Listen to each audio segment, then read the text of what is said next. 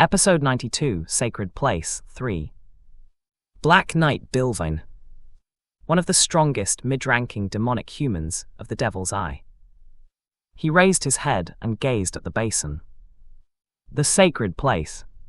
He came from a fallen family of knights in the Argon Empire, so he did not know much about the barbarian lands. But even he could not help but feel that there was something special in the sacred place ahead of him. According to the information, it's guarded by one wild god and 4 low-ranking angels. In fact, the western part of the barbarian lands was already in the hands of the Angry Bull tribe and the Devil's Eye. Because of that, the Devil's Eye was able to acquire all kinds of information about the barbarian lands, including the Eastern Wild Gods information, location of the dragon veins, the sacred place, and so on. Blue Whiskers is a wild god in the form of a dragon. Although he was a dragon, he was still a young one, so he wasn't that strong. Nevertheless, he was both a dragon and a wild god. He was not an easy opponent to fight against. Moreover, our goal is to capture him alive. Bilvain's mission was to pollute the dragon vein, subdue the wild god, and the corrupt Blue Whiskers with the power of the great overlord Belial. After luring him, we'll trigger the spell. If we defeat the Tomb Guardians while the wild god is tied up, the sacred place will become an ownerless land. After confirming their strategy in his mind, Bilvain stopped at about 100 meters from the entrance of the sacred place and ordered his subordinates to go into their battle positions. He'll have no choice but to come out. The dragon veins spread out like a network of threads throughout the barbarian lands, like that of a human body's veins.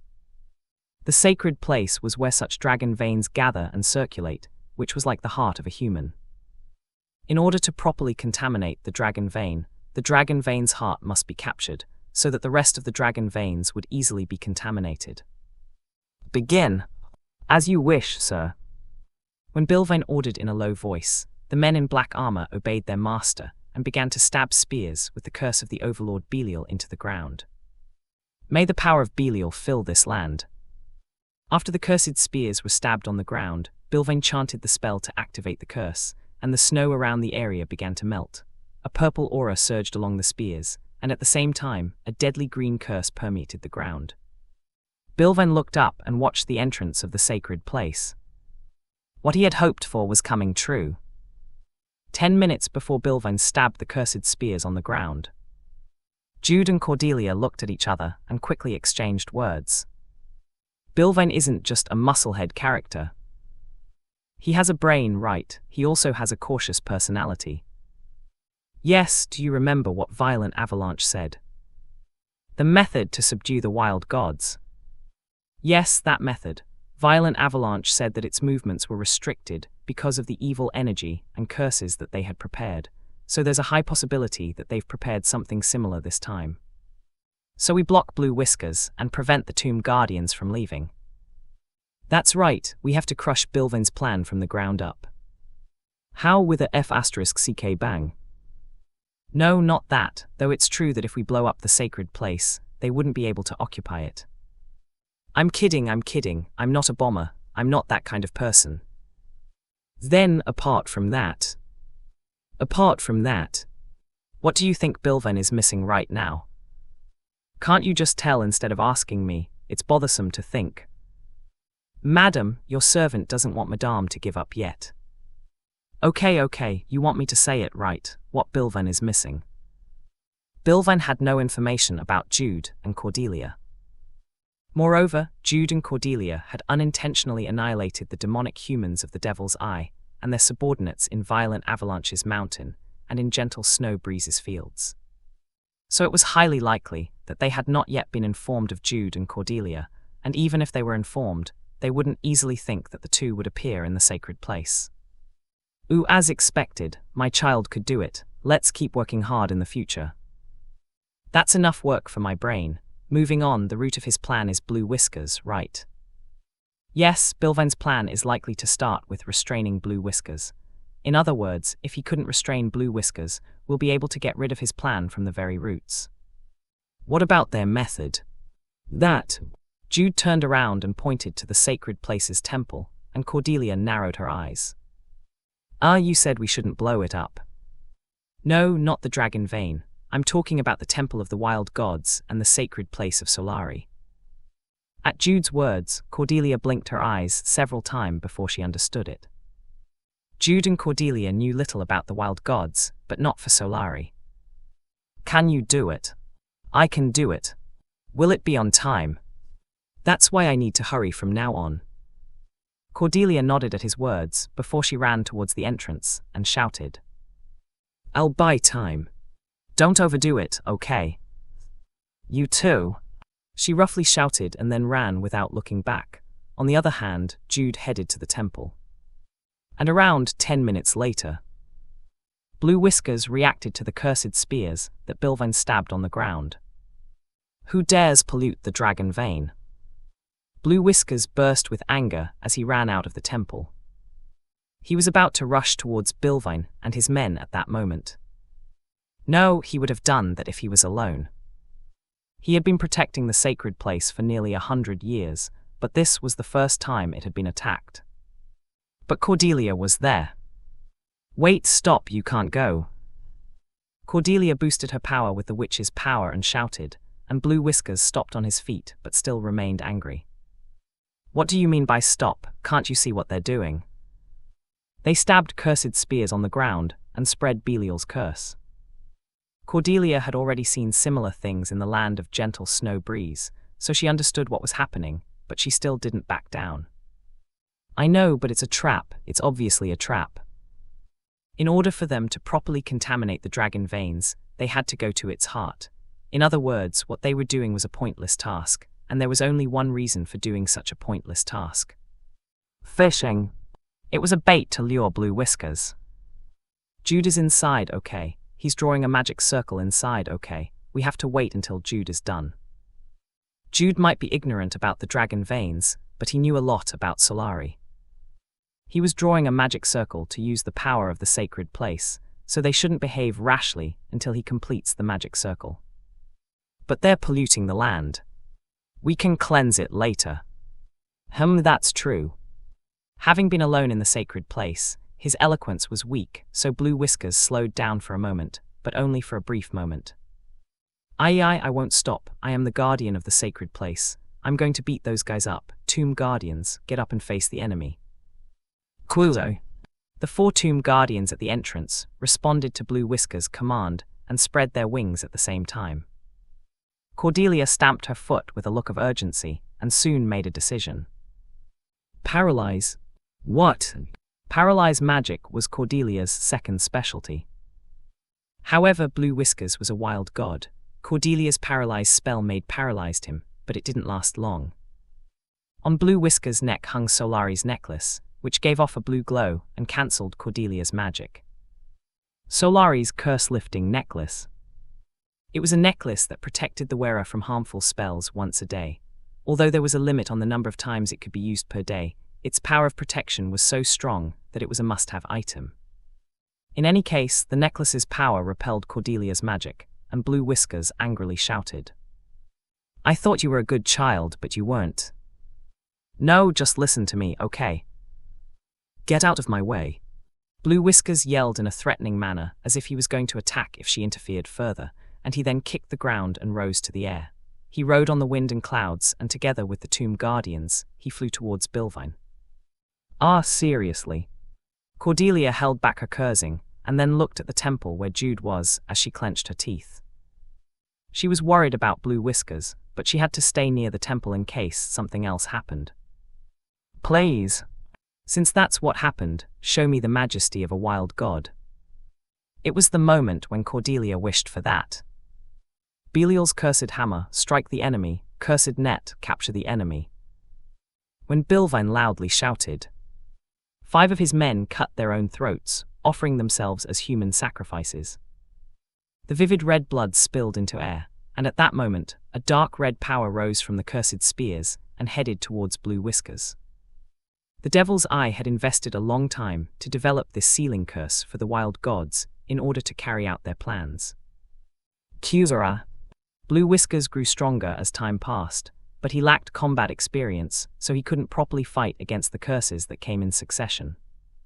He was hit by the cursed hammer, crashed to the ground, and the cursed net tied not only his flesh but also his soul.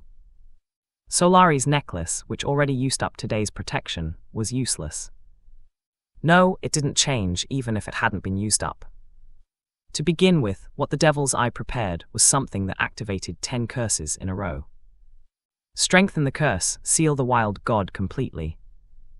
When Bilvain shouted, 5 of his men stepped forward again and cut their own throats. They were brainwashed offerings that had been prepared as human sacrifices in the first place. Kyuzura. Blue Whiskers painfully screamed as he desperately fought against the curse. The power of the curse nearly doubled the moment the 5 humans were sacrificed again. The wild god is sealed, let's strike the sacred place now. Bilvain drew his sword and shouted, and his subordinates raised the flag and blew on the horns.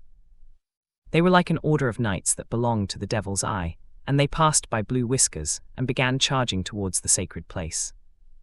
Kyuzura. The Tomb Guardians spread out their wings and rushed towards Bilvain's men. However, they had already prepared countermeasures against the Tomb Guardians. By forming groups of 10 people each against the 4 Tomb Guardians, they created a situation that was similar to a hunter and a prey on a hunt. I'll cut their breaths one by one. As he grasped his pitch-black sword, Bilvain hurried towards the Tomb Guardian instead of immediately heading to the sacred place. It was a simple yet reliable hunting method in which Bilvain himself killed the Tomb Guardians while 10 of his men tied its feet. Kawa. The first Tomb Guardian lost its life helplessly. As she watched it, Cordelia clenched her teeth and thought. The situation had already gone badly, so she had to step out and protect the Tomb Guardians. Working with them was the best in order to stop Bilvain and his men. I'll go. Cordelia took a deep breath and then kicked the ground. But at that moment, a loud noise broke out from behind her back. Kuala. The noise came from the temple. There was an open space at the top of Solari's temple which let the sunshine in, and from there, a bright golden pillar of light shot up. Cordelia quickly turned around and saw the pillar of light before she cheered, because she realized what Jude's plan was. Long live the sun! Cordelia raised her hands up high to worship the sun. Her actions had no meaning, but the pillar of light responded as if it reacted to her. Krog! The pillar of light split into hundreds to thousands of pieces, with a sound similar to breaking glass. The pieces remained in the air as if the time froze, and the world was soon covered with an intense light. Solari's land. It was a magic technique which temporarily created a sacred place for Solari by spreading Solari's power around the surrounding area. And its effect was truly amazing. Zuduo. The size of the Tomb Guardians grew. Their eyes glowed gold, and the sacred power that surrounded their entire bodies became twice as strong. The effect was not only that, Belial's curse that was suppressing Blue Whiskers was also broken at that moment. Bilvain and his subordinates' power also weakened. As expected of my Jude. The magic technique used up the power of Solari that was stored in the sacred place, but what mattered now was to repel Bilvain and his men. Cordelia widely smiled as she looked at the temple's entrance. She waited for Jude to come out so that they could attack Bilvain together. But contrary to her expectations, Jude did not come out. Or rather, he couldn't come out. Because something happened that neither Cordelia nor Jude would have thought of. The magic technique won't stop. At the center of the temple. At the center of the large magic circle, Jude stood with a puzzled expression. There wasn't anything wrong with the magic technique. He had succeeded in casting Solari's land by using the power of Solari that was stored in the temple. But the magic technique didn't stop. Despite having already exhausted the stored power of Solari, it continued to gather power. And Jude realized it. At the present moment, the magic circle was not gathering Solari's power that remained in the sacred place. The magic circle was actually devouring the dragon vein's power. Jude! Cordelia appeared at the temple's entrance. She looked at Jude and realized it with her animal-like instincts.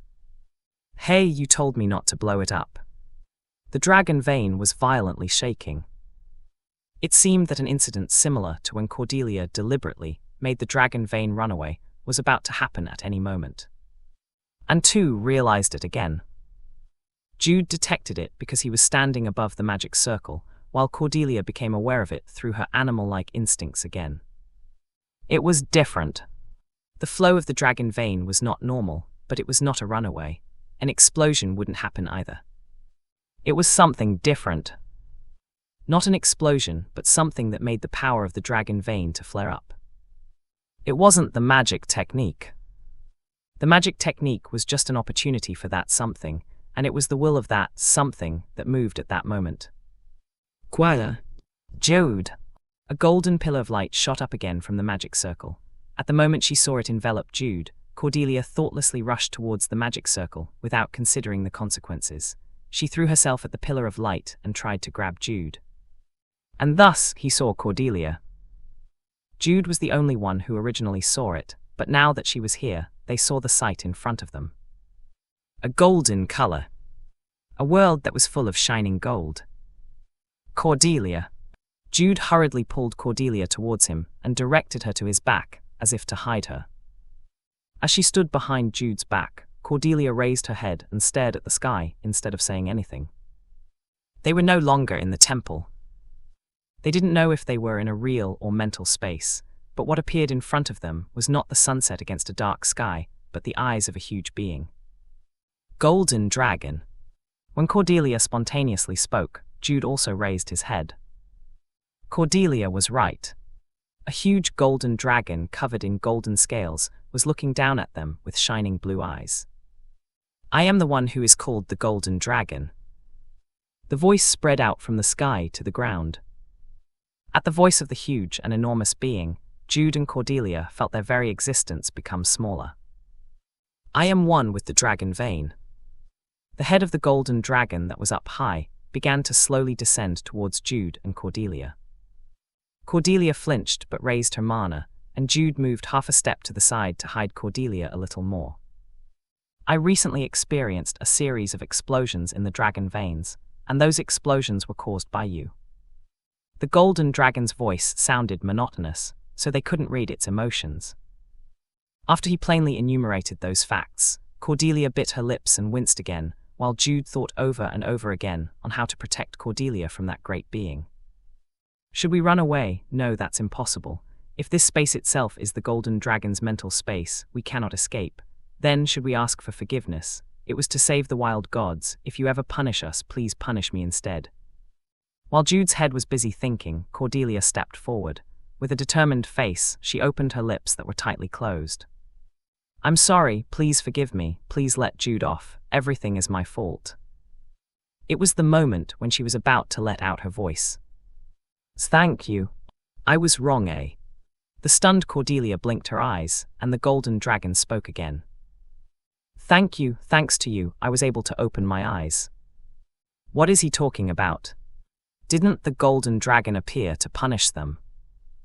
I am one with the dragon vein. That is why I live and die together with the dragon vein. Evil groups have taken full control of the wild lands in the west. By taking advantage of the time I was asleep, they polluted all the dragon veins in the west, making me fall into a deeper sleep. The golden dragon did not wake up in Legend of Heroes 2.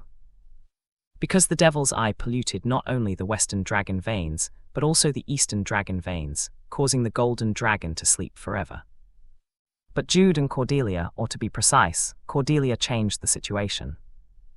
They prevented a series of attempts to pollute the eastern dragon veins. Only the western dragon veins were contaminated, so it was still possible for the golden dragon to wake up and recover its consciousness. The runaway of the dragon vein. Jude said in a small voice. He figured it out the moment he spoke to himself. The explosions in the dragon veins caused ripples throughout the entire dragon vein. And the ripples reached the deeply asleep golden dragon's consciousness. At first, it was a small ripple, but I was able to open my eyes because of the recent big shock. The big shock was the big explosion she caused at the dragon vein in Endymion that caused the whole city to collapse. Cordelia blinked her eyes again. Although she didn't fully understand it like Jude, she roughly understood the general circumstances through her intuition. So she spoke in a rather timid tone. Then did I do well? You've done a good job, your actions deserve praise. A bright smile spread over Cordelia's face. Her back and shoulders, which had been hunched over the past few days, were now straightened out. Ahem, ahem. Cordelia raised her chin up, and Jude struggled to avoid Cordelia's gaze. He then asked the Golden Dragon, "O Golden Dragon, may I inquire if you are fully awake now?" "No, sadly not. Though I opened my eyes, I only regained my consciousness for a while because of the shock. So children, do me a favor. Help me completely open my eyes." "I'll help you." When Cordelia shouted right away, a small smile spread over the Golden Dragon's face. "Thank you, child. Then listen to my instructions carefully and carry it out." The Golden Dragon closed its eyes once, and a map of the wild lands appeared over the golden sky, with the dragon vein locations drawn over the map.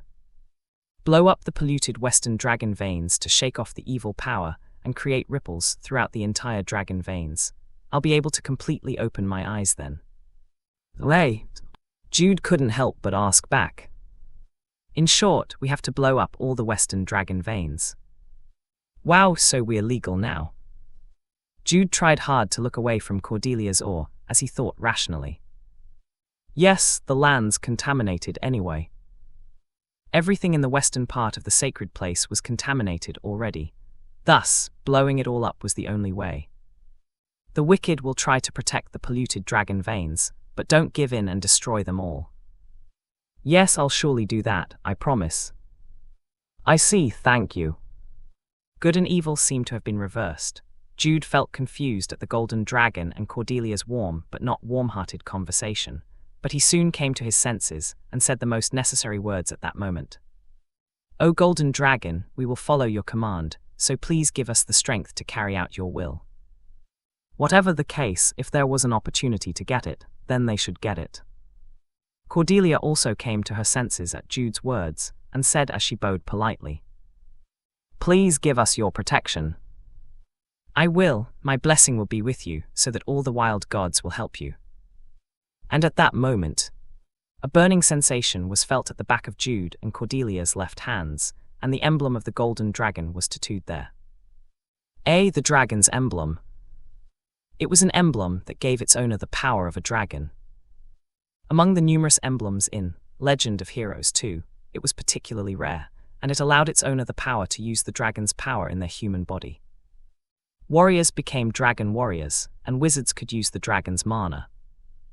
Particularly for the wizards, if the power of the emblem continued to grow, it would even allow them to use dragon magic, which is the magic used by the dragons. "You were." Cordelia's face loosened as she looked at the emblem, as if she was looking at a diamond ring, and in fact, Jude was no different. "Children, please, the wild lands, all those who live in the wild." After saying its last request, the Golden Dragon closed its eyes. Jude and Cordelia also followed it and closed their eyes. When they opened their eyes again, they were back at the temple. "The magic circle has stopped," Jude said, and Cordelia gazed at the back of her hand again. It was a white hand without a mark, but when she focused on it, the Golden Dragon's emblem came to her mind. "It's real. In addition, I got a license." "License?" "Yes, an explosion license." It was permitted by Golden Dragon, the king of the wild gods and the true master of the wild lands. Now no one could stop Cordelia's actions. Not a chance, it's not a license to kill. But it's permitted, and it's an explosion license, an explosion. Cordelia stuck out her tongue and faintly laughed before she lightly clenched and opened her fist. She did not measure it, but she realized that time did not actually pass during the moment when they met the Golden Dragon. "Anyway, shall we go now? To defeat Bilvine and save Blue Whiskers. It's time for the legal troubleshooters." Cordelia brightly smiled with her canines visible before she stepped forward, while Jude looked up the sky for a moment instead of walking together with her. Golden Dragon. Perhaps it made a slight mistake. No, maybe not a slight one. Jude bitterly smiled and lowered his gaze as he looked straight ahead.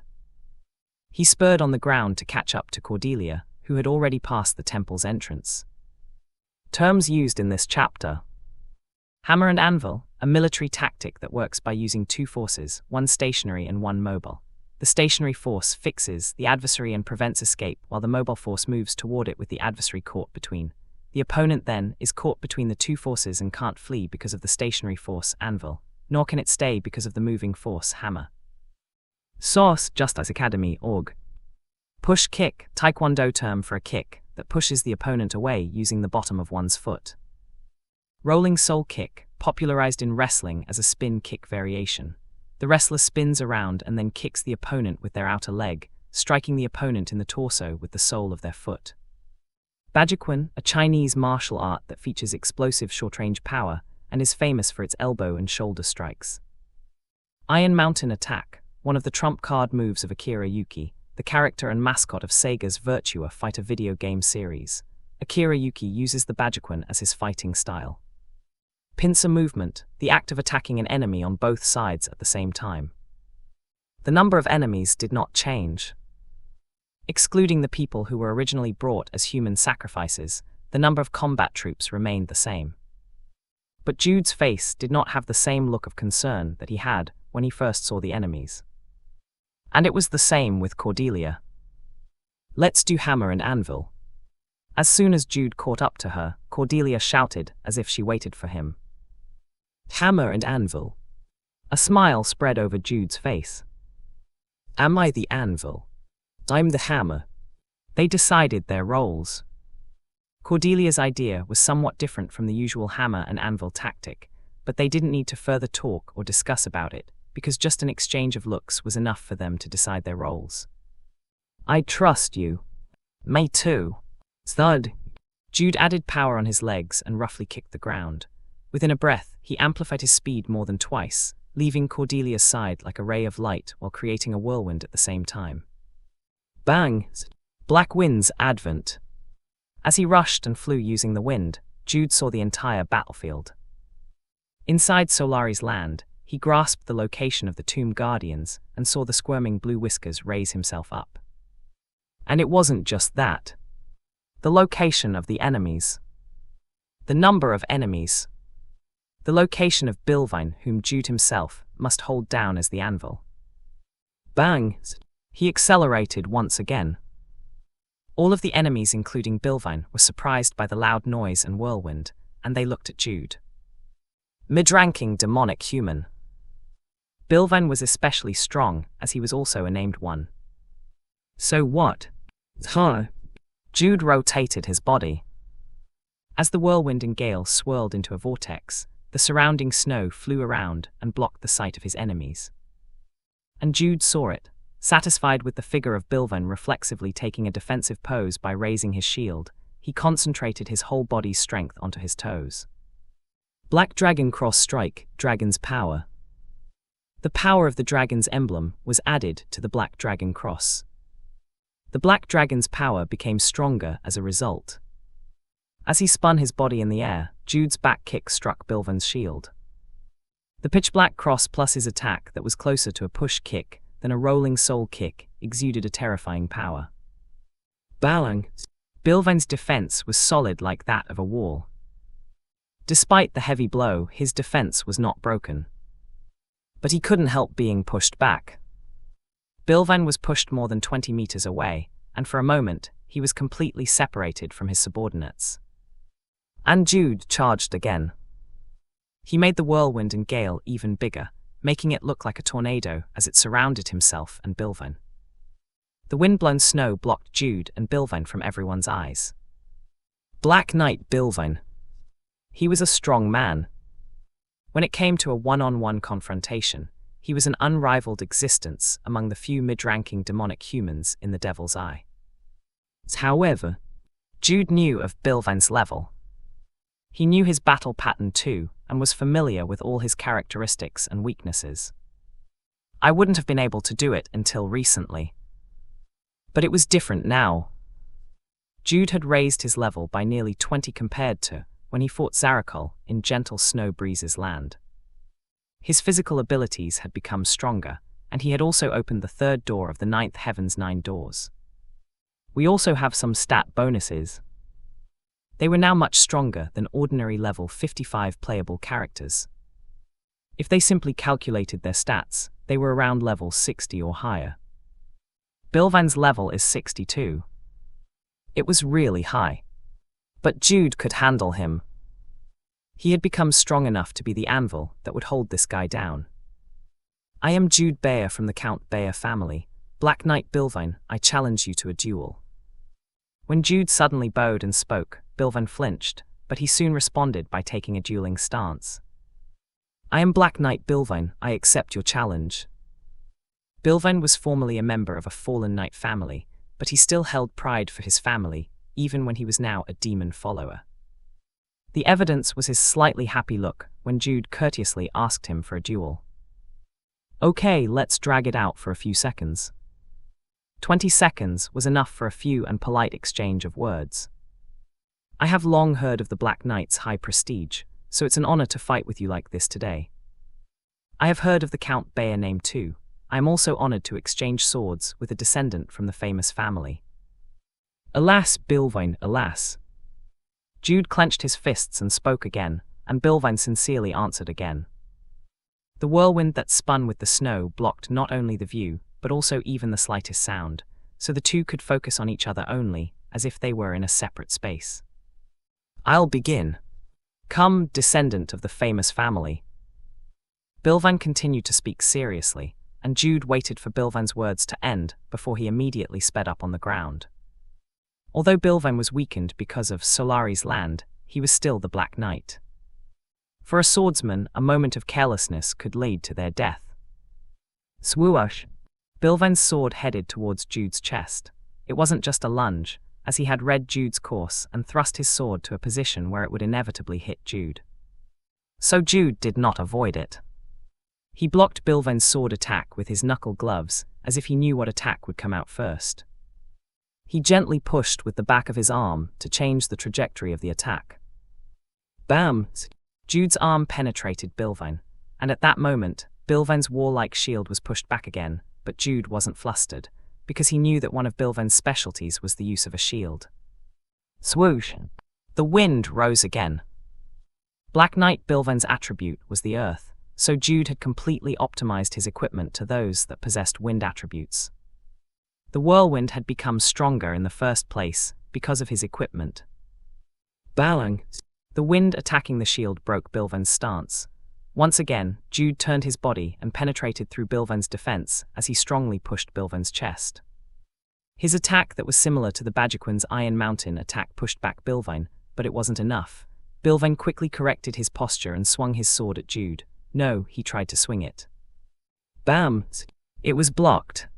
Jude's arm struck Bilvan's arm before his sword could move. Immediately after blocking the attack, Jude turned again and hit Bilvan's side with his other hand. Bang! Bilvan's armor rang like a bell at Jude's close-range strike. The moment Bilvan stepped back, Jude exhaled. He clenched his teeth and used the lightning punch. Babu-babum. 7 consecutive strikes that were as quick as lightning struck Bilvan, but he didn't back down. He used his shield to block all of Jude's attacks. Bangs, bangs, bang. The iron shield clanged, and Jude was hit by the power of the earth that was wrapped around Bilvan's shield. It was unfortunate that the full setting of Jude's equipment was focused on wind and speed, but if he had not done that, Jude would have suffered more damage from his own attack. It was at that moment. The defending Bilvan suddenly swung his sword at a frightening speed towards Jude's neck. Jude was aware of this attack. He had even prepared his mind in advance. But he could barely avoid it.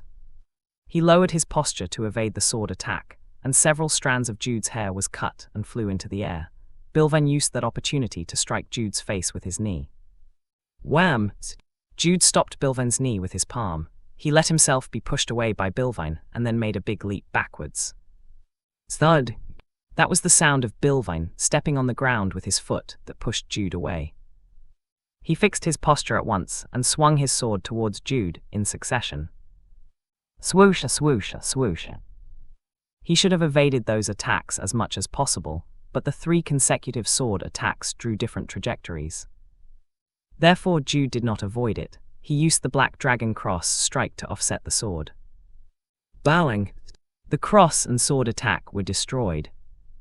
Having drawn out his strength too quickly, Jude landed on the ground and swallowed a groan, while Bilvain had already kicked the ground. He swung his sword at once, narrowing the distance as if he was trying to corner Jude. Black Lightning. Black Knight Bilvain's special attack move. Jude's eyes shined when the lightning strikes were unleashed, while drawing a black trajectory. He reacted immediately, as if he had been waiting for that moment. Swearing. Bilvain's sword struck the ground. It tore through the whirlwind, and with a loud noise, the entire whirlwind was destroyed. Shun. The snow that had risen in the wind fell down from the sky, and in the meantime, Jude moved.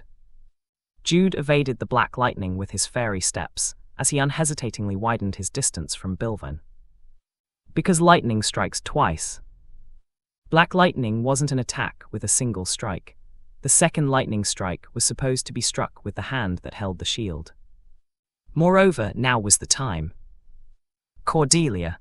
Jude smiled as he looked at the sight beyond the destroyed whirlwind. On the other hand, Bilvain widely opened his eyes in surprise. A witch with dark red hair was literally smashing Bilvain's subordinates. Running like a beast with the tomb guardians, she was a natural disaster herself. Double casting. Spells echo. She was able to cast 4 spells with just one spell. Every time she cast a multi-shot magic missile, dozens of magic missiles were created, and all of those swept the area like a storm. Human disaster. That was Yellow Storm's nickname in Legend of Heroes 2. Bilvain's men were already weakened by the effect of Solari's land. In addition, the Tomb Guardians emitted a sacred aura, and Blue Whiskers had stood up and joined them, making their enemies helpless. Were you aiming for this? Bilvain glared at Jude as if he had been betrayed, and Jude smiled. Wasn't it his fault that he fell for a one-on-one duel without fully grasping the power of his opponents first? And there was one more reason why Jude smiled. Is that beast mode? Jude was talking to Cordelia, not Bilvain. Although there were still quite a few of Bilvain's men left, Cordelia entrusted them to the Tomb Guardians and Blue Whiskers as she approached Jude and Bilvain. Pretending not to have heard Jude, she said to Bilvain, "Now that the hammer is here, shall we start round 2? Hammer and anvil." Bilvain flinched again before shouting at Jude. "Coward, are you going to use the pincer movement in a one-on-one duel?" "Yes. Yeah." At that moment, Bilvain was stunned at the refreshing answer of the two, and Cordelia then said as she took a step forward, "No, you're the one who's a coward since you came with a bunch of men in the first place." Because the proportion was originally 40:2. Bilvain gritted and clenched his teeth at Cordelia's words, and her expression softened a little. She opened her mouth and shamelessly said to Bilvain, "Black Knight Bilvain, I will fight you as an agent of the Golden Dragon." Because Bilvain liked this kind of declaration. However, Jude figured out Cordelia's innermost thoughts. You liked it. She was recognized by the Golden Dragon as a bomber, no, as an agent. But if he pointed that out, her face will turn red, so he only smiled and fixed his posture. He breathed and took a step with Cordelia. "Ha, come!" Bilvain exclaimed, and the other two did not hesitate. Jude and Cordelia advanced towards Bilvain. "We won!" 2 rings of light emerged around Cordelia as she widely smiled and made a V-sign with her fingers. In the battle's aftermath, her hair became disheveled, her clothes had tears everywhere, but her broad smile seemed to be shining. Jude clapped his hands and approached Bilvain, who had scattered into ashes. They would have a bit of a hard time in fighting him if he had used his demonized form, but just as how he died in the game, he had fought as a human until the end, so Jude offered a brief moment of silence for him. "I'll use it well." He was referring to the armor and shield that was left by Bilvain. Jude wasn't into heavy armor, but it would have some use if he took it. For example, he could give it to Lucas or just sell it. "I think they're done there too." As Cordelia had said, Bilvain's men were virtually annihilated. Some of them tried to escape, but the extremely angry Blue Whiskers flew into the sky and did not miss anyone who fled. He seemed to be embarrassed, right? He must be embarrassed. Because he almost died after he charged and ignored Cordelia's dissuasion. His life was saved, and he could make up for his disgrace thanks to the two, but Blue Whiskers couldn't help but be embarrassed as he still had a sense of shame. Hee, then we can bleed him dry. I mean, he's indebted to us and feels guilty, so he'll listen to us, right? I'm going to take Solari's necklace no matter what. Yes. When Cordelia said that with an angelic face and faintly laughed, Jude immediately agreed with her, but his conscience somehow felt guilty. What is this? It's like I feel guilty for seriously dirtying a pure white snowfield. What's wrong with your expression? Are you sick? Did you get stabbed? No, I remember the old days of innocence. Where had the old days gone, when Cordelia spoke in monotone because she was bad at lying? No, I was definitely the one who corrupted her. While Jude struggled alone in his guilt, Cordelia tilted her head several times before she smiled again and headed back to the temple where Lena was in. What do you mean, it's going to be delayed? The fight had used up much of the sacred place's power. The power to naturally wash away dirt had also become insufficient, so it couldn't be helped.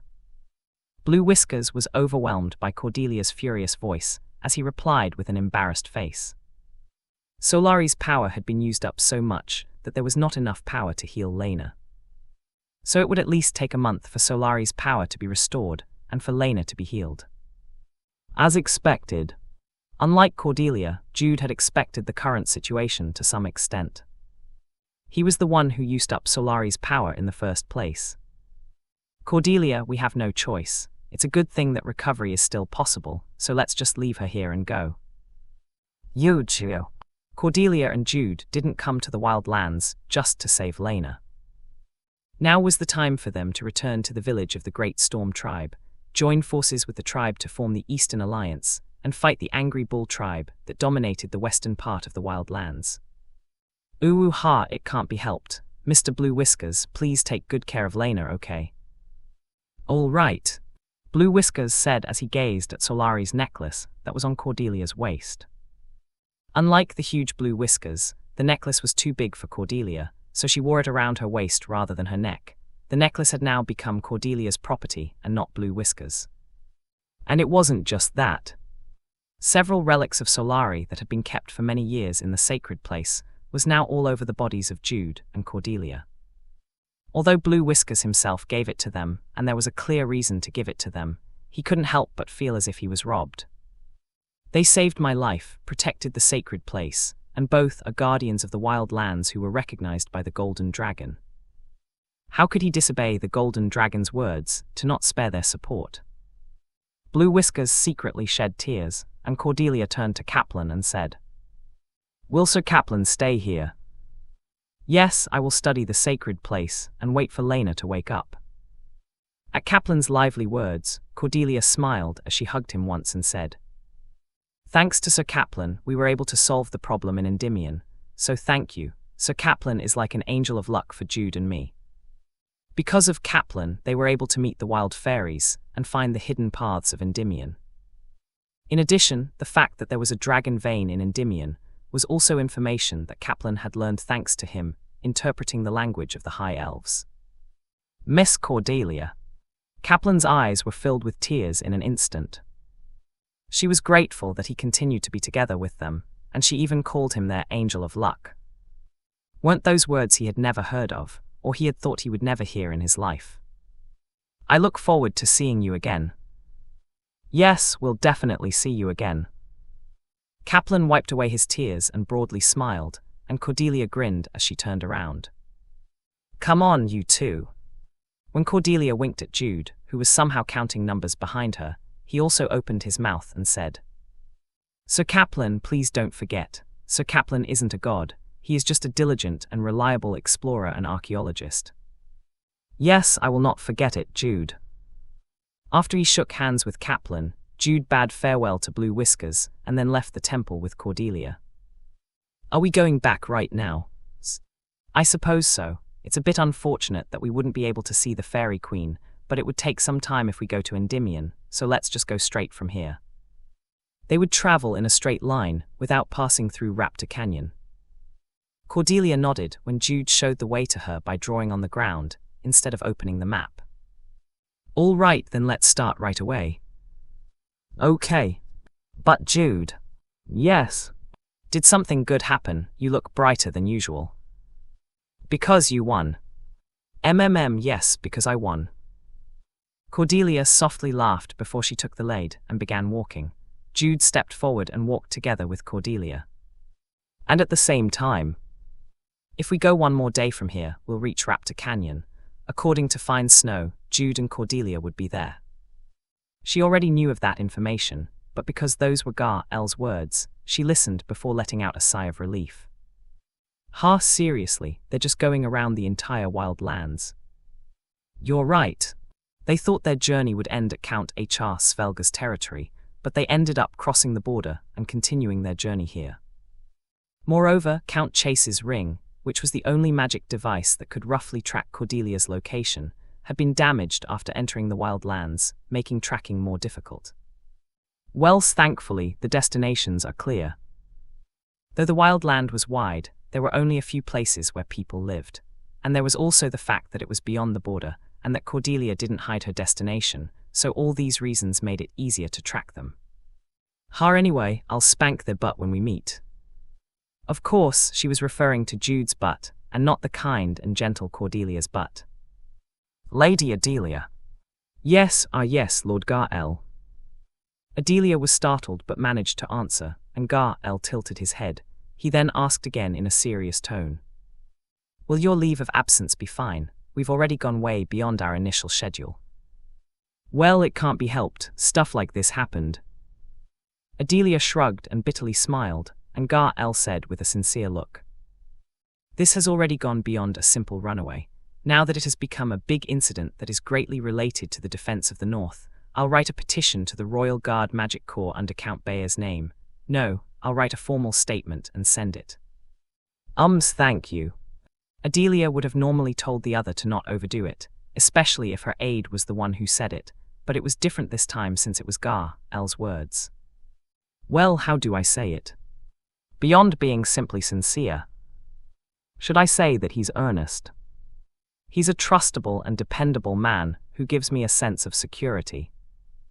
Lady Adelia, it might be difficult, but we'll find a place to rest if we go a little further, so let's start moving again. Gar-L rose from his seat first, and politely stretched out his hand to Adelia, who cleared her throat and stood up while holding his hand. Shall we go?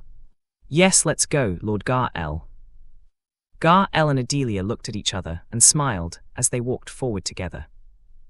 And because of that, the paths of Jude and Cordelia and Gar-L and Adelia completely diverged. As for another person, this is a big problem. Looking back at his bag that had become 4 bags now, Count Chase checked his budget and soon made up his mind. He hurriedly wrote a letter to the Red Dawn Tower. Send me a space expansion bag. As the trip got longer, just 1 bag wasn't enough.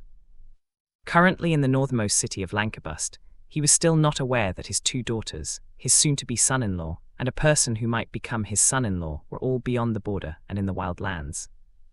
Terms used in this chapter. Hair grows in one's heart, an idiom which refers to a brazen person. An English equivalent would be having a lot of nerve.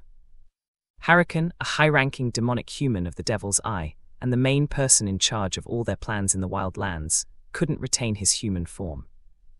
In his anger, his compound eyes, wings, and horns were all revealed, but he managed to suppress himself from screaming loudly.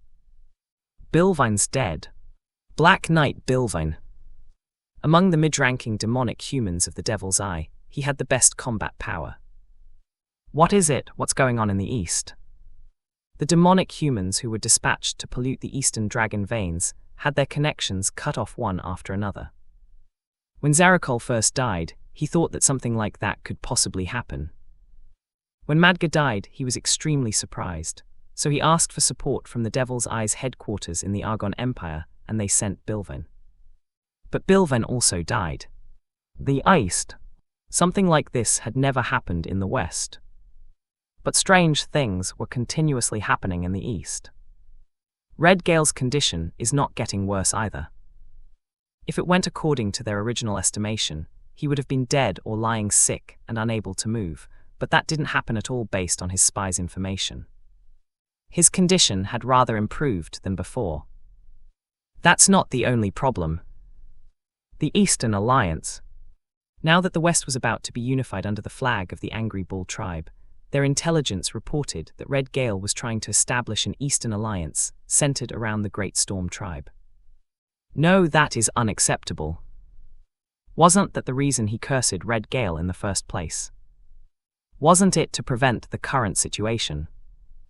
However, his condition was improving little by little. And as Hurricane feared, he was trying to establish an Eastern Alliance.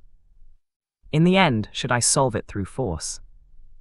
By polluting the Eastern Dragon veins, they tried to incapacitate the wild gods and the tribes under them. He tried to maintain the power of the barbarian lands as much as possible for their fight against the Len Kingdom, but that seemed to be impossible now. Once this military expedition is over, I'll gather the troops from the entire West to strike the East. After he made up his mind, Hurricane calmed himself down by taking a deep breath.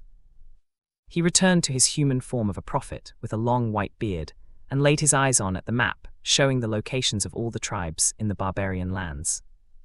Great Storm, Violent Avalanche, Gentle Snow Breeze, and the Sacred Place in the East. Who was it? Who in the world was protecting the Eastern Dragon veins? Was it one person? Or was it several people? Who is it? Who are you? Hurricane's low and angry voice was heard inside his tent. At the same time, at a place far away from Hurricane, who was in the far west. One of the people Hurricane hated had slowly wiggled her body and opened her eyes. Ooh, ugh. Cordelia grunted as she barely opened her eyes before closing them again. But instead of falling asleep, she let out her voice again. MMNNN. It was the typical sleepy voice. Those who let out such a voice would normally fall back to sleep, but Cordelia was a little different. She reopened her falling eyelids and forced them to stay open. Zoo! She uttered a groan as she tried to move. Cordelia barely opened her eyes as she felt refreshed, but also felt a slight pain, as if her muscles were being pulled. Oh, are you awake? Upon hearing Jude's voice, Cordelia blinked her eyes and somewhat became aware of her position. I'm on his back. She was being carried through a podigi on Jude's back. Instead of recalling why she was in such a situation, Cordelia rested her cheek on Jude's back. It's cold. Did the leather get cold when I took my head off for a while? But it wasn't very cold. As she found the coolness to be pleasant, Cordelia replied. MMMs, I'm awake. Although her voice sounded weak, it was quite clear compared to when she just woke up. But Jude slightly fixed his carrying position and peeked at Cordelia as he said, Would you like to sleep for a bit more? No, I will wake up. Cordelia wiggled her body again and then removed her head from Jude's back. She thought she would fall asleep again if she kept leaning her head on his back. Jude said again to Cordelia, Are you no longer exhausted? You made such a fuss yesterday. Yesterday I are. At the end of her words, Cordelia turned red and buried her face on Jude's back. She wanted to crawl into a hole and die. The fuss she made yesterday. Her shameful behavior last night. It's because of beast mode, so I understand. Jude spoke in an exuberant voice, and Cordelia groaned once again before she snorted and said, I was going to get off, but now I won't. I'll continue taking advantage of this situation. I'll continue this luxury. I'll break Jude's spine. TN, kind of a pun here, as Cordelia was both referring to an idiom and of literally breaking Jude's spine because he was carrying her. Break someone's spine is a Korean idiom which means to exploit or take another's fortune in every possible way, also referred to as spine breaker, and commonly used on parents and children. Children are spine breakers if they demand something that is so expensive or burdensome to their parents that it breaks their parents' spine because of the burden. If you insist, I'm fine with it because the warmth in my back feels like I'm walking around with a stove. Cordelia sulked even more at Jude's sly answer, but she felt like she'll lose if she continued further.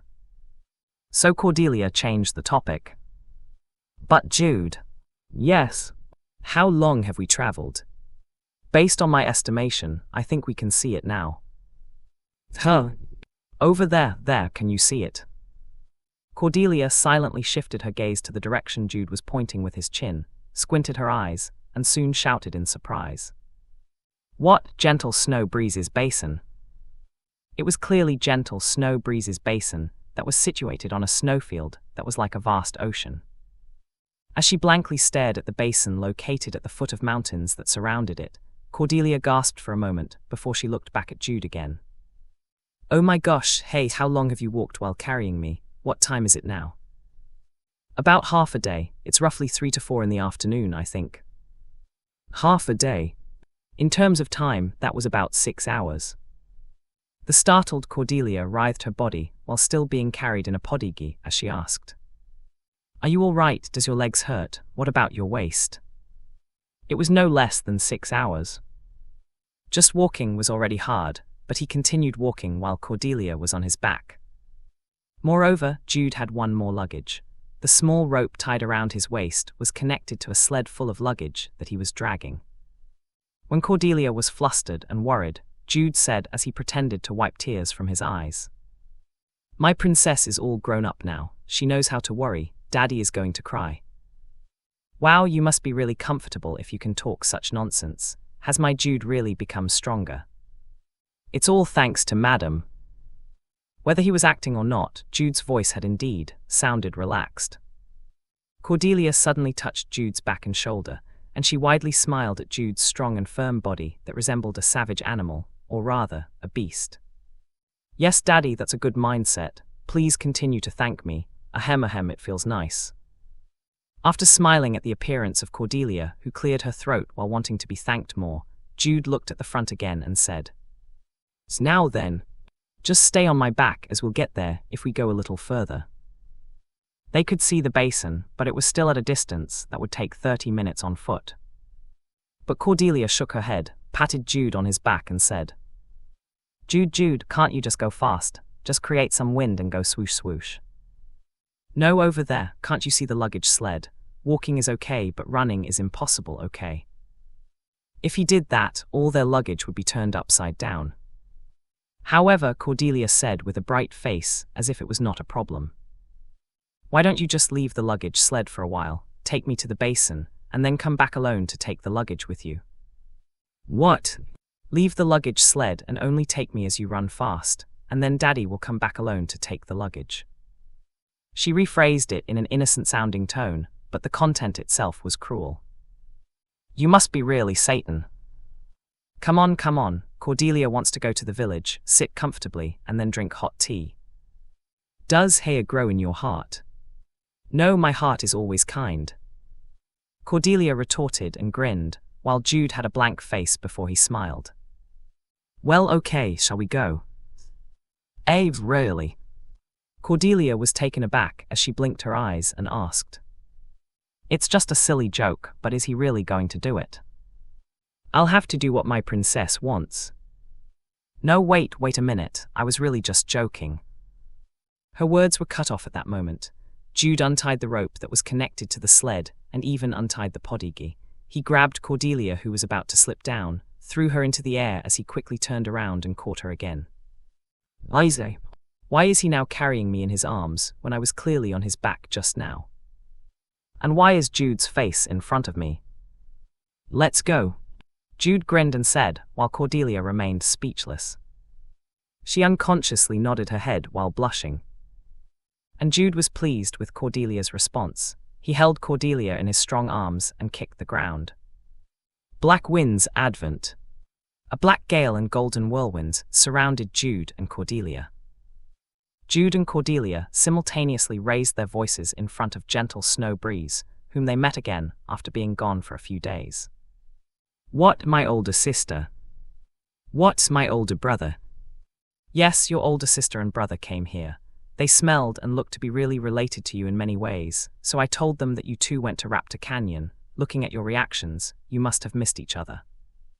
At Gentle Snow Breeze's words, Jude immediately clapped his hands without even needing to recall the map in his head.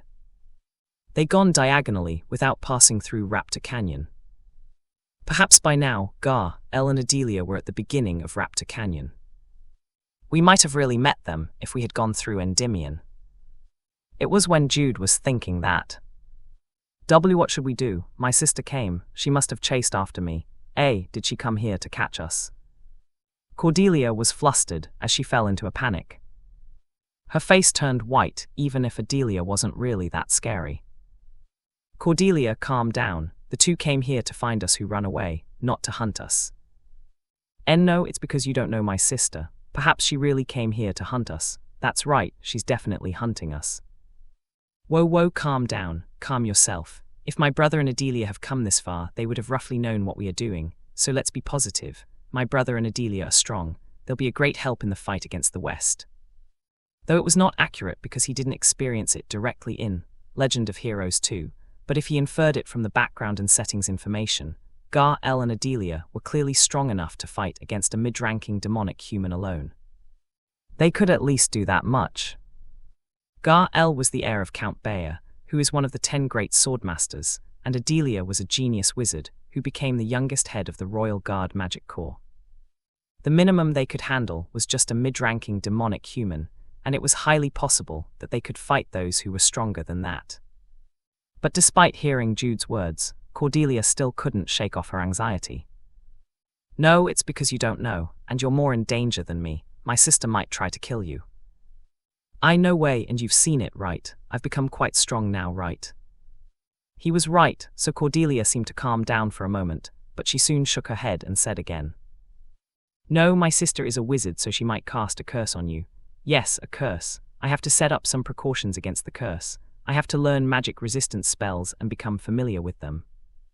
The magic spells that were written in the witch's spell book exceeded a dozen and even reached in the hundreds. There were quite a few spells that she hadn't learned because she didn't need it then, but she thought that now was the best chance to learn it. UHIT seems that you're going a little overboard, but it isn't bad to learn it. Ooh, is there any other way to stop my sister? There is one. What is it? It's been a while since you've done it. It's been a while. My beloved. They haven't said those words ever since they left Count H.R. Svelga's territory. My beloved Mr. Jude Bayer. Okay, that's it. You know what it is, so that's it. Cordelia gasped as her face turned red, and then fanned herself with her hand before making a troubled expression again. Ooh, okay, I'll do it. It's not my first time, so I can do it. Yes, you'll get used to it. That's right, I'll get used to it.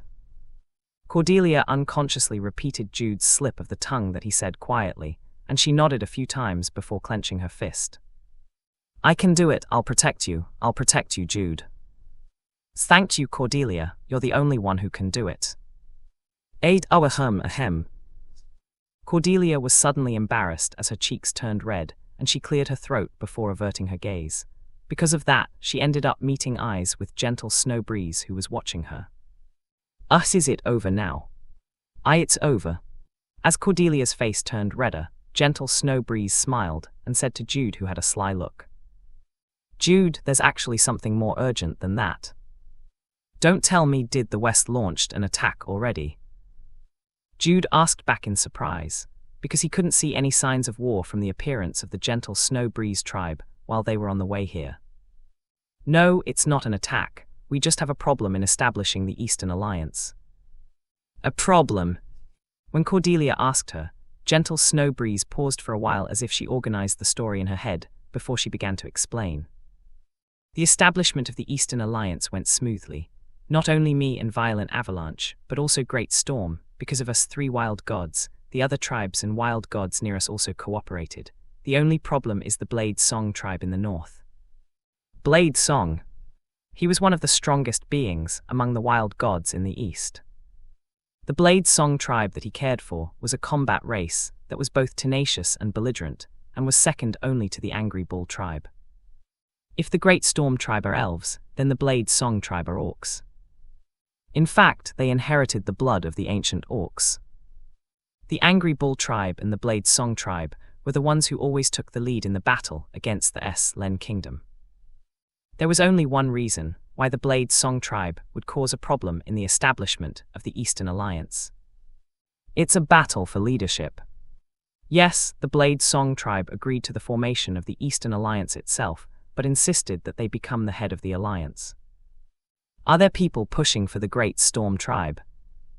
Not necessarily. However, they were against the Blade Song tribe in becoming the leader of the alliance. If the Blade Song tribe became the leader of the alliance, the fight against the West will cause even greater damage. Moreover, since the power of the Wild Lands have now been gathered as one, they will try to fight against the Len Kingdom again. Her words were convincing. Cordelia had been quietly listening before she raised her hand and asked, "What did the wild god of the Blade Song tribe say?" The tribes of the Wild Land tend to resemble the wild gods who take care of them. That Blade Song had been a war fanatic in the past, and even now in the present, so it's hard to talk to him. It seemed impossible to solve the problem with a conversation in the first place, as the gentle snow breeze, who always used gentle words like her name, spoke like that. "Is there any other way?" "There is, and that way is why it became a problem." There is a way, but that's what caused the problem." When Cordelia asked again, gentle snow breeze nodded her head and replied, "Yes, the Blade Song tribe applied for a caravel to the Great Storm tribe." Caravel? Cordelia blinked her eyes as she thought what that meant, but Jude frowned. Because he remembered it from his memory, in the corner of his memory palace. It's a one-on-one fight, a way to settle a dispute through a duel. Most tribes were unfamiliar with that method, that if it weren't for the tribes that were battle fanatics like the Blade Song tribe or the Angry Bull tribe, they wouldn't know about caravel. However, there were no tribes in the Wild Land who denied the authority of the caravel itself. Normally, it would have been Red Gale. Thanks to Jude, his curse was prevented from progressing, but he was still sick. The Blade Song tribe also took that into account and sent the chieftain's son, Sun Song, as their representative for caravel. So our side should send the next strongest warrior after Red Gale, right? No, it's not. Since the Blade Song tribe sent out Sun Song, our side must also send the chieftain's child as the representative for caravel. As the conversation progressed, Jude and Cordelia finally realized what the problem was. Red Wind. She was the person who must be sent as the representative for caravel. Gentle Snow Breeze nodded her head when Cordelia reflexively said her name. She then spoke to summarize everything that she had said. Red Wind must beat Sun Song. That was the only way to properly establish the Eastern Alliance. Jude and Cordelia turned to each other. The wild god Blade Song and the barbarian warrior Sun Song. Jude and Cordelia had in fact already knew of them, because they were the vanguards in the barbarian invasion event. Blade Song was a cruel and violent wild god, while Sun Song was called Bloody Hands because both of his hands were always soaked with the fresh blood of victims. Both of them had the impression of being berserkers crazy for blood, but after listening to Gentle Snow Breeze's story, they seemed to have an aggressive nature even before they had been corrupted. I'm glad we know his fighting style. Not much was known about how he changed before and after he was corrupted, but he would not have completely and suddenly changed his way of fighting just because he got corrupted.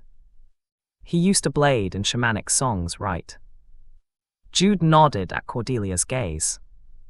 The warriors of the Blade Song tribe always sang, while fighting even when they were corrupted. This was to strengthen themselves with songs full of shamanic power, as well as to weaken the strength and morale of their enemies. Do you remember his battle pattern? Yes. As expected of my Jude. A smile spread over Cordelia's face, and that smile pleased Jude again. But it's really strange.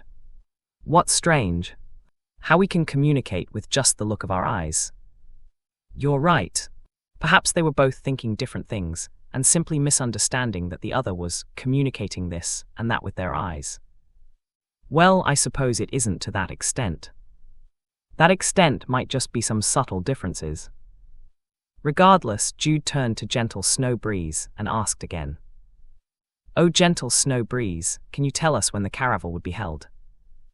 The fight was decided on the day of the coming sun, which is 8 days later. 8 days later. He had expected that the schedule would be quite tight. Jude asked again.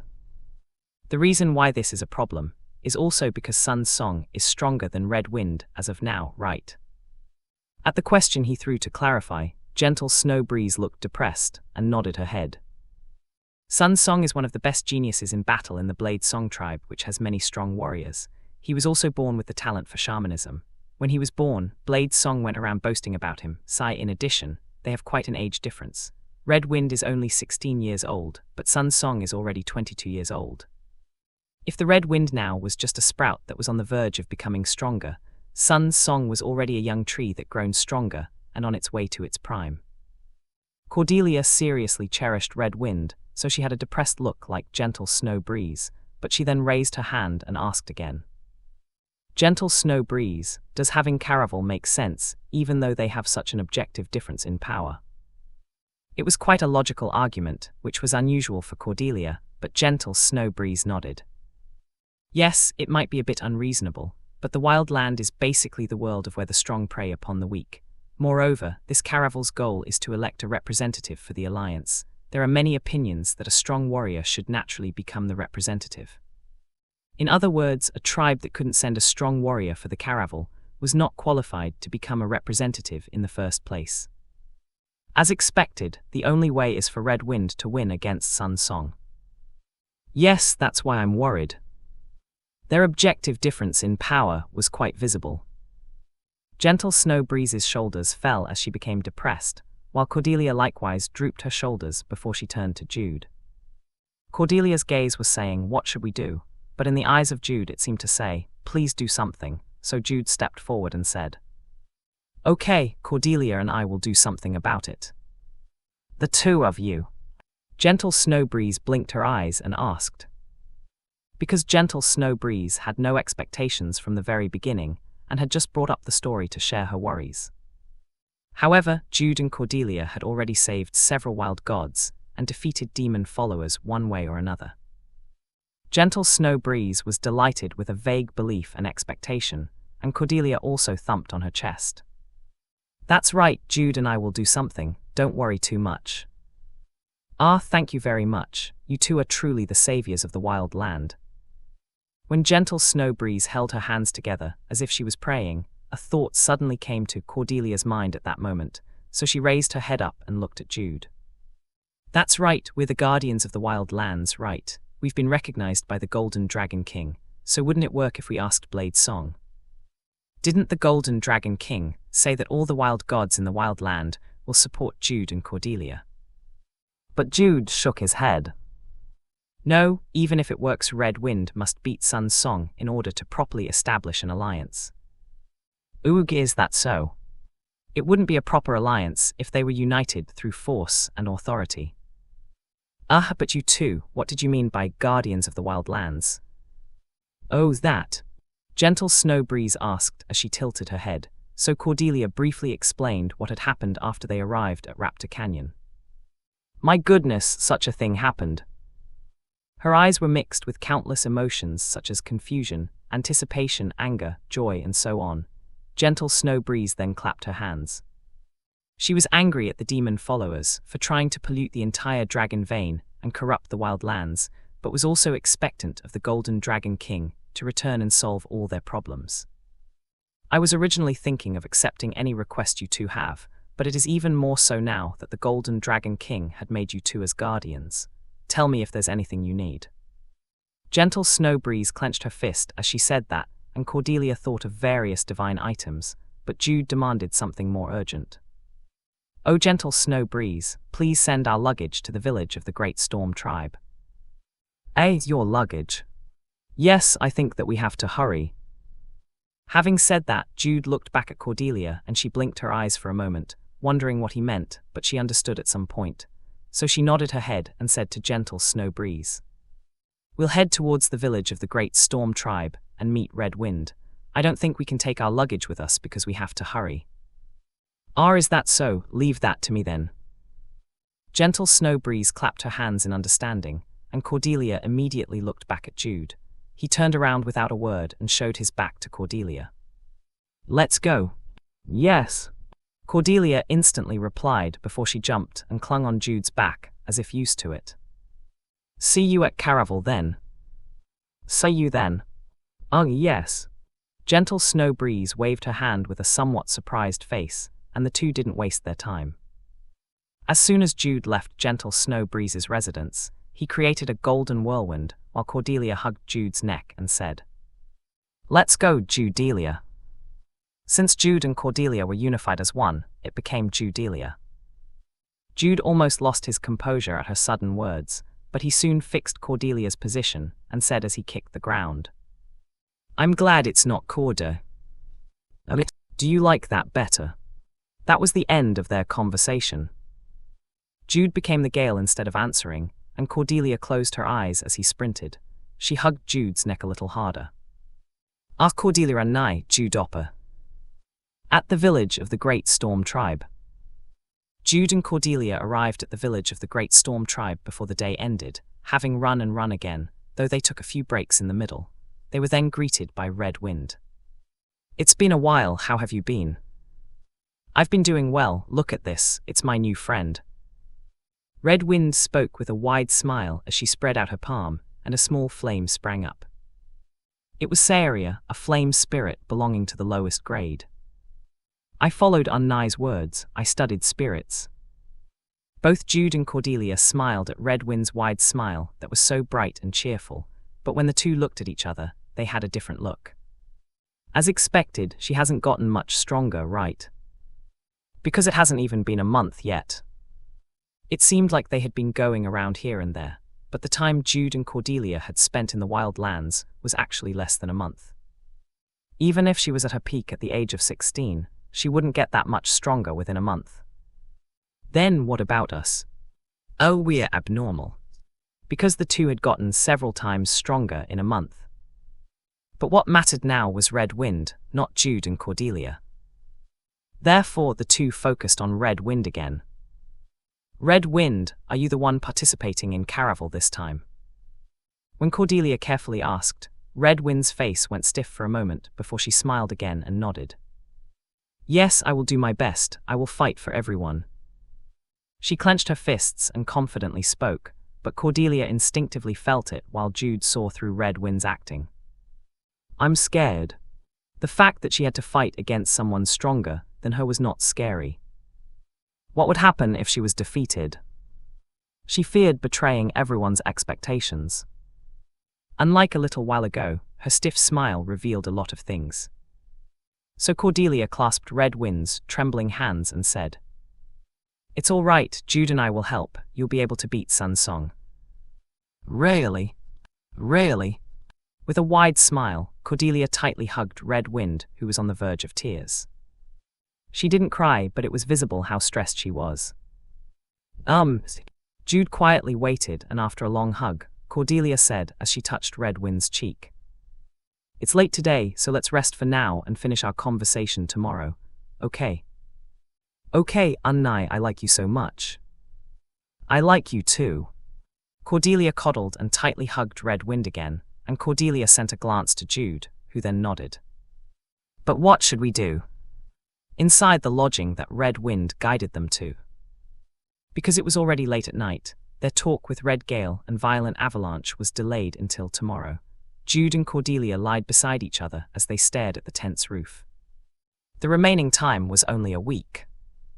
Would it be possible for Red Wind to become strong enough to beat Sun Song in that time? Shall we have her follow Kaplan? Wouldn't it be possible for her to be hugely strengthened if she defeated a bunch of named monsters? It's possible, but we're running out time. It'll take a few days just to get to where Kaplan is. The remaining time was only 7 days. They shouldn't waste their time in traveling. Ooh, what should we do then? Should we temporarily lend her items? That's the basic plan, but that's not enough, right? No matter how good the items were, there was a limit. Jude and Cordelia were able to get full sets of items by attribute thanks to the benevolent Fairy Queen, so they had full sets that matched their level, but it wasn't possible to assemble a set of legend grade or myth grade items. But items with basic specs will fit her. We can also strengthen her attribute's power. Red Wind had begun handling a flame spirit, so items with a fire attribute would be good for her. It's not enough, there needs to be something more. Cordelia squirmed while lying down in her bed before she turned her head to the side. Jude was lying sideways on his bed a few steps away from her, and their gazes met. Jude, I think we have no choice but to take a hardline approach. Hardline approach. When Cordelia sat up and asked, Jude also sat up and replied. Let's get the Phoenix. What? The Phoenix? We're getting the Phoenix at this point in time. Yes, that's the only way. Phoenix, or reckless fire to be exact.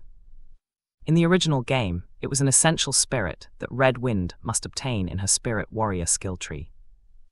If she gets the Phoenix, her potential as a Spirit Warrior would crazily grow, and the skills she could immediately use are also incredibly strong. The story of the Phoenix that appeared in the original game was as follows. Reckless Fire, a powerful but evil flame spirit, committed all sorts of tyranny in the wild land, but an unknown spirit warrior became angry and subdued Reckless Fire before sealing it in an ancient temple. Everyone forgot about it after a long time, but Red Wind accidentally found the ruins. Red Wind defeated Reckless Fire, who woke up from its seal. The Phoenix died and then resurrected. At its resurrection, its personality was reversed, and it became a good spirit. It recognized Red Wind, who defeated it, and acknowledged her as its master. The way the story itself unfolded sounded easy to do too. They had no problem in locating the ruins because of Jude Wiki. Thank you for believing in me. Do you not know it? I know where it is. So the real problem now was the timing of the event. The Northern Barbarian event was over, so Red Wind, who had already become quite strong, visited the village of the Great Storm tribe that was in ruins. In short, it was a story at a time when Red Wind was at least 10 times stronger than she was now. No, it's impossible. How will Red Wind defeat the Phoenix now? Cordelia said as her shoulders drooped, but Jude shook his head. Not it's possible, we can help her. That's good. No, even if the two of us joined forces right now, we may or may not be able to defeat the Phoenix, you know. We have to try, and it might be possible if she gets the last hit. It was also necessary for her to be recognized by the Phoenix. Will that work? I hope it works. Because that was the only way they had right now. Ooh, okay, let's do it. Yes, we can do it. Yes, we can do it. Yes, we can. Cordelia cheerfully said before she lied down on her bed again, pulled up her blanket, and shut her eyes. Let's sleep for tomorrow then. Good night, Jude. Yes, dream of me. I'll think about it. Cordelia coyly replied before falling into sleep, and Jude, who had a hard time today, also deeply fell asleep. And the next morning. Wow, is this all for me?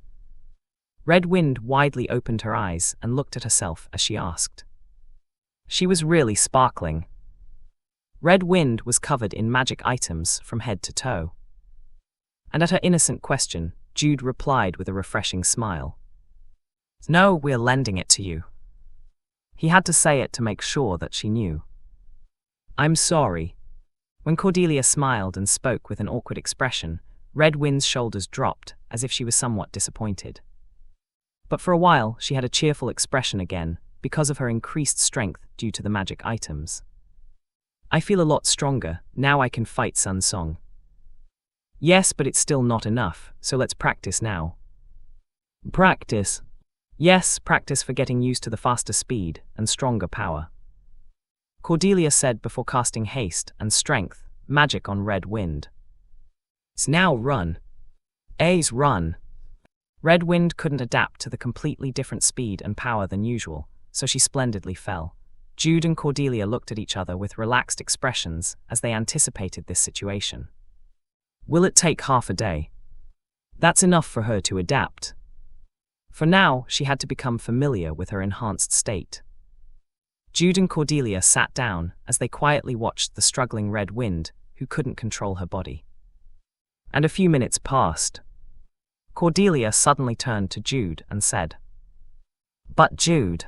Yes. What if, seriously, what if? Yes, what if? What if the Phoenix thinks of you or me as its master?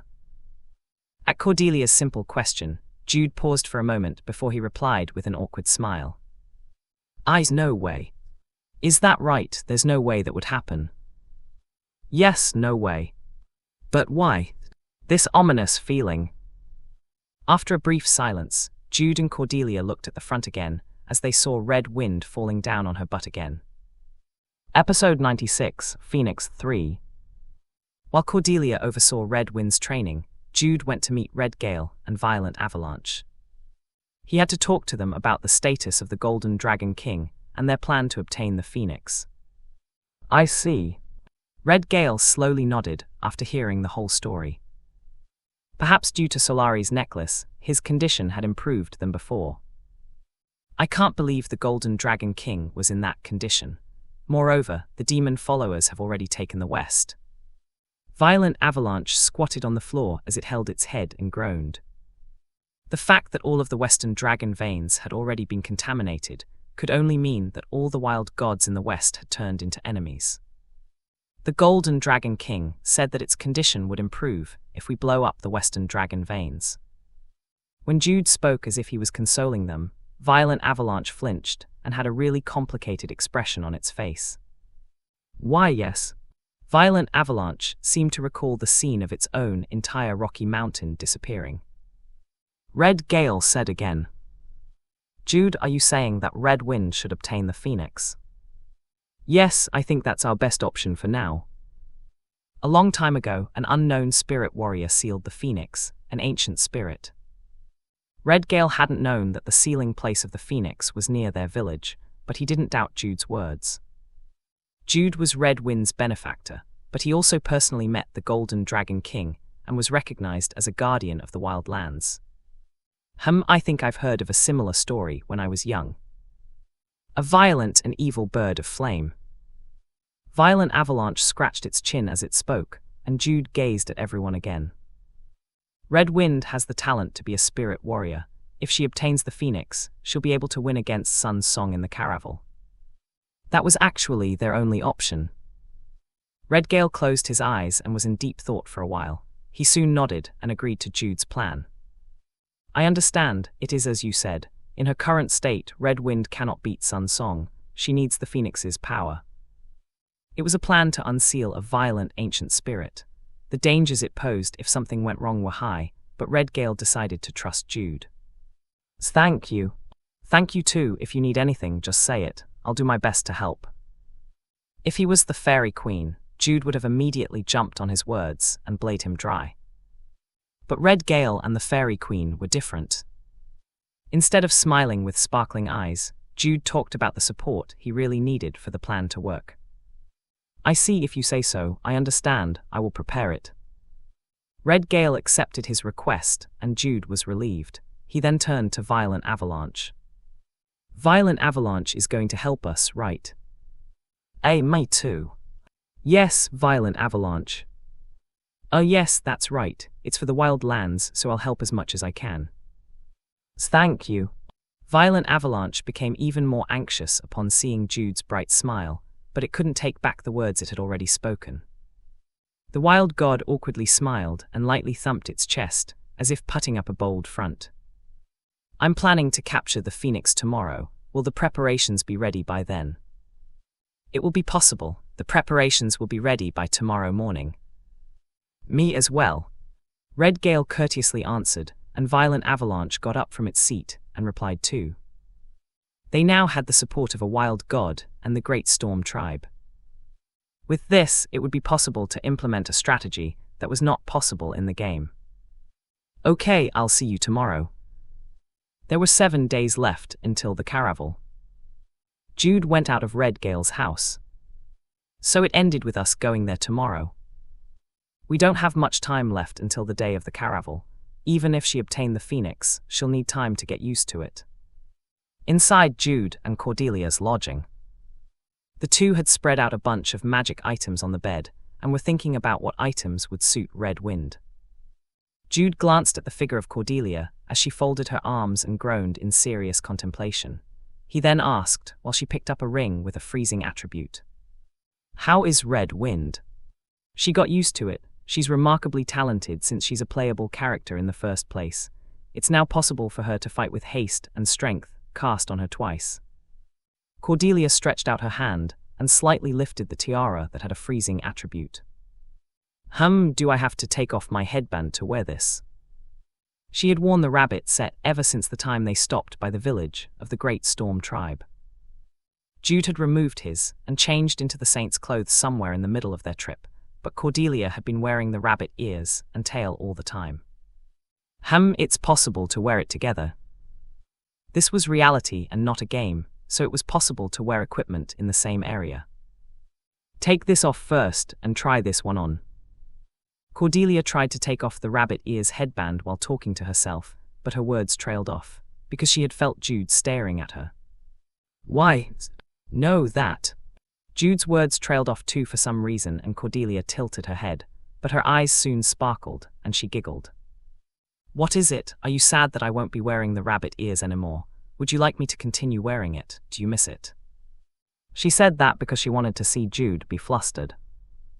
As she triumphantly smiled inside her thoughts, Cordelia intentionally spoke in a cunning manner. Jude immediately responded to her.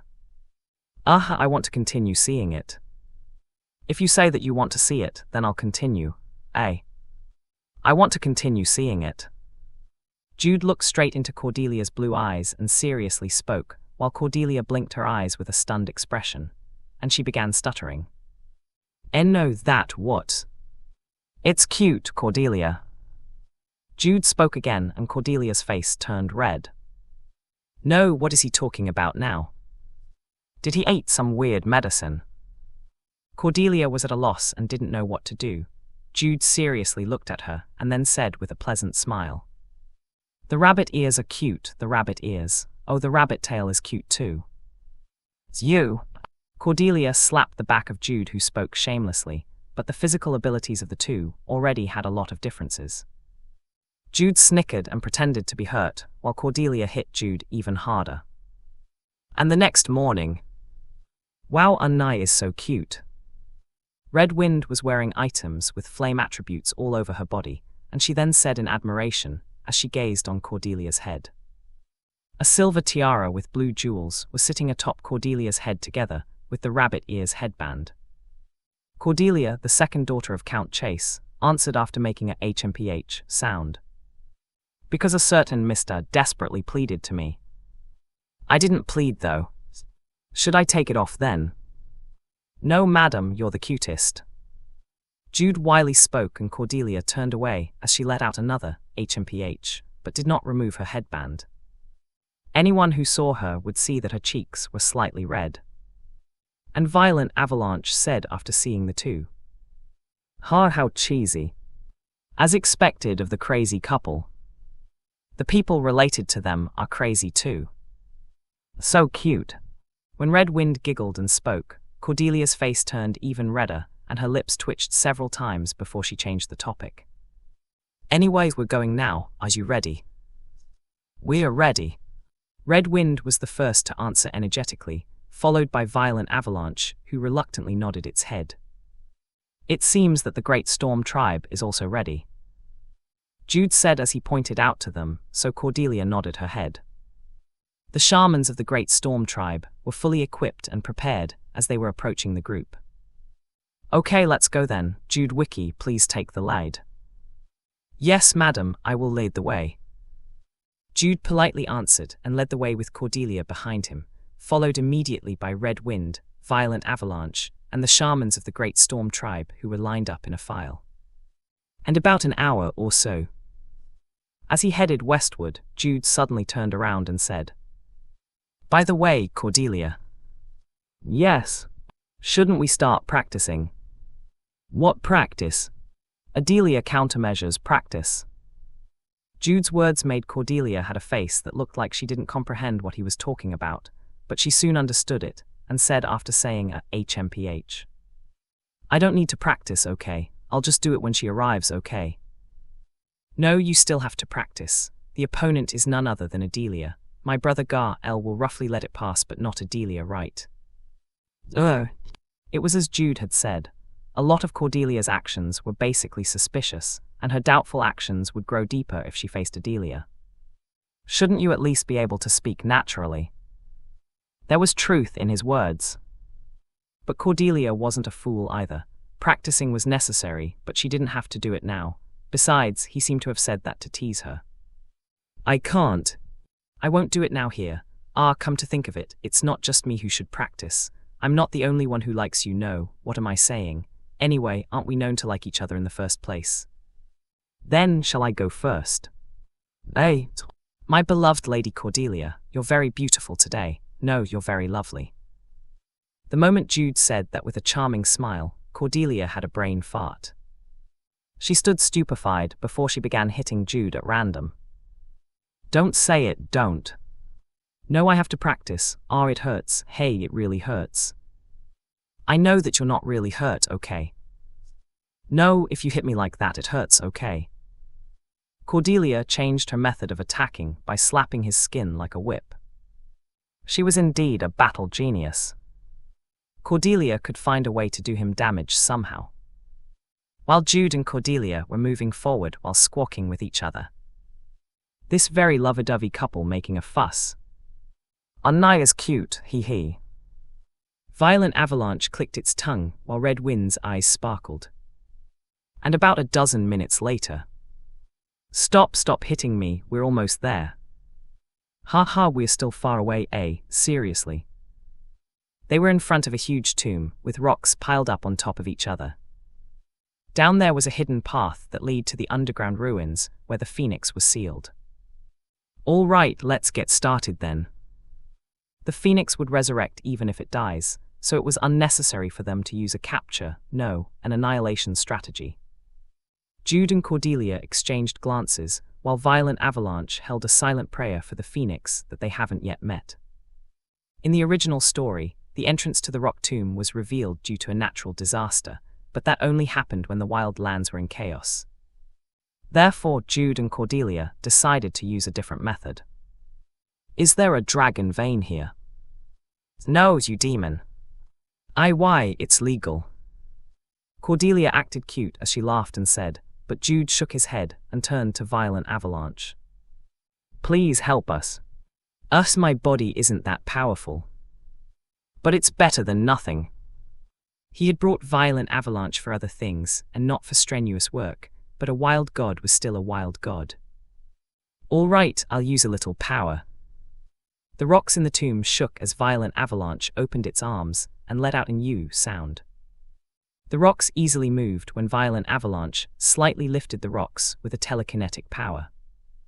Me too, then. Cordelia used witch transformation and showed off her telekinetic powers too.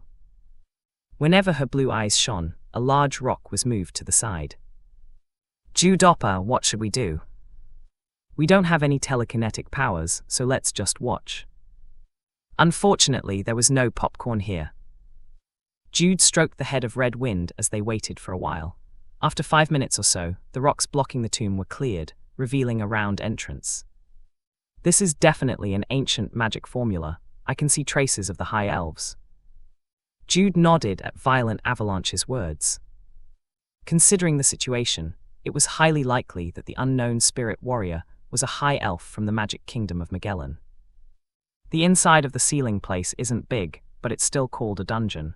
There's a defense system in place to protect the Phoenix's seal. Yes, I know, I've read the things you wrote down yesterday several times. I have read it many times. It's easy to read because it's in our language. When Red Wind raised her hand and spoke, Jude happily smiled before looking at everyone. Only me, Cordelia, Red Wind, and Violent Avalanche will enter the sealing area. However, the real battle against the Phoenix will be outside the ruins, so please be prepared. We understand, Guardian. On behalf of the Great Storm Tribe's shamans, the great shaman called Frost Wind spoke. He was Red Gale's friend and a powerful wind shaman. Okay, are you ready? I'm ready, Cordelia said after drinking the potion bottle's contents and wiping her lips, and Jude approached the seal's entrance. He had released the seal that was blocking the entrance by drawing a magic circle for unsealing. Unseal. The moment he said the word, the ground cracked and rumbled before the floor on which the seal was drawn had collapsed. The diameter of the created hole was more than 2 meters. As he glanced inside the hole, Jude nodded. Like in the original, the place was roughly 10 meters high. Cordelia. HMPH. Cordelia snorted once before she moved to Jude's side and let herself be carried by Jude. Red Wind, please take care of Violent Avalanche. Leave it to me. Red Wind smiled and raised her thumb before carrying Violent Avalanche, who was in the form of a bear cub. Please be well prepared. Please leave it to me. Jude lastly asked Frost Wind to prepare before he jumped inside the hole.